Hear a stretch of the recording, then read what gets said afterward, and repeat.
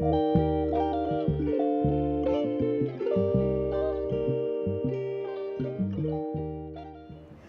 morning. President Trump in his State of the Union address last night took credit for economic gains. He spoke days after the Supreme Court overruled the tariffs that have underpinned much of his economic policy. He's also awaiting another decision from the High Court about how much authority the president has over the Federal Reserve. He outlined affordability proposals as well. He said he would move to impose limits on investors buying large numbers of homes and give Americans without access to a retirement savings plan the opportunity to invest in the retirement plan for federal workers. Well, the quest to buy Warner Brothers Discovery is still very much in play. Paramount increased its offer to now $31 a share. The Warner Brothers Discovery board said it will review this new bid and compare it to the offer from Netflix. Well, we went out in the green yesterday, making up some of the losses from Monday. The prevailing thinking was that recent selling had been overdone. LinkedIn researched the fastest growing skills in the U.S., and artificial intelligence was front and center. AI engineering and implementation is at the top. AI business strategy is also up there, which includes data governance and responsible AI. Well, the largest home building show in the world, IBS, just wrapped up in Orlando, Florida. Nearly 100,000 people attended, including architects, designers, builders, and contractors. Chrissy Colton with Thought Leaders America says AI is playing a much bigger role in new homes. We're seeing efficiencies with that software, improvements in handling of inventory, and just making that whole idea of measure twice, cut once, precise. Yeah. This event is the final scheduled appearance of the show in Orlando before moving permanently to Las Vegas.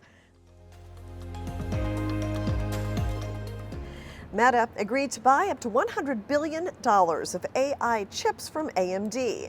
The deal could eventually lead to Meta owning 10% of AMD.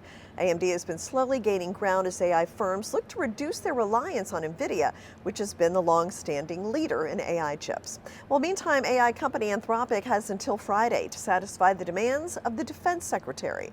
Anthropic doesn't allow its models to be used for mass domestic surveillance or autonomous weapons. Pete Hegseth is pushing for Anthropic to give the military permission to use its AI models in all lawful use cases, a move the company has resisted. Well, the median reported loss for romance scams was just over $2,200 in the third quarter of last year.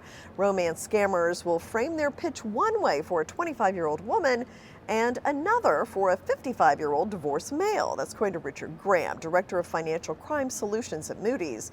Police say the scams are now highly organized, even industrial, and are often originating overseas.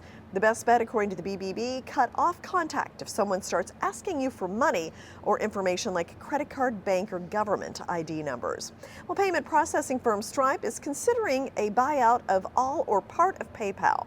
PayPal was an early mover in digital payments, but has since struggled with modernizing its payment technology.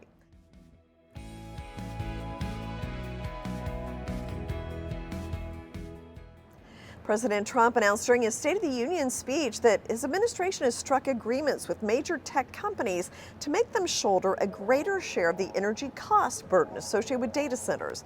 The remarks come as AI build-out of data centers will lead to more demand on the electric grid, which could drive up costs for consumers.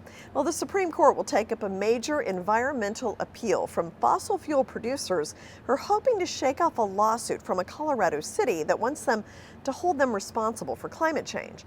The court's decision could have broad implications for numerous other lawsuits filed by state and local governments seeking billions of dollars in damages from oil companies. Boulder sued the oil companies, arguing they knowingly misled the public about climate risks. Well, in the meantime, the Supreme Court unanimously ruled that a lawsuit against Whole Foods and Hain Celestial regarding toxic heavy metals in baby food should return to a Texas state court. The case centers on claims that the tainted products cause developmental issues. And USDA data shows grocery prices are growing far slower than food away from home, or at restaurants, in other words. Food inflation in the U.S. has held steady at about 3% a year, except for the pandemic. But since then, food prices have stabilized overall. Older Americans over the age 65 aren't talking about heart valve health with their doctors, despite many receiving a new health diagnosis in the last year, according to a new national study.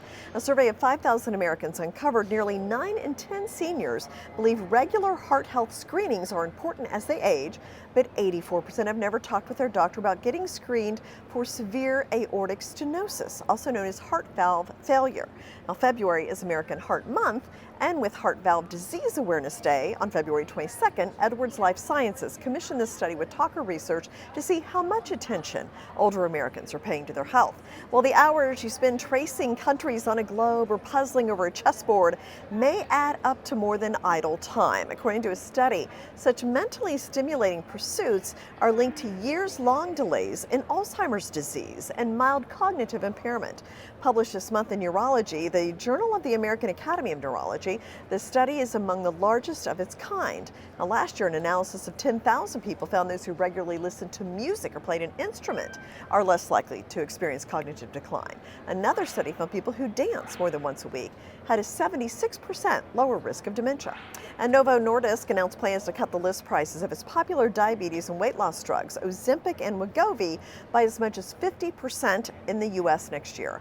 The timing will coincide with new lower prices for Ozempic and Wegovy under Medicare plans for older Americans. From the New York Stock Exchange, I'm Jane King. Here's your health.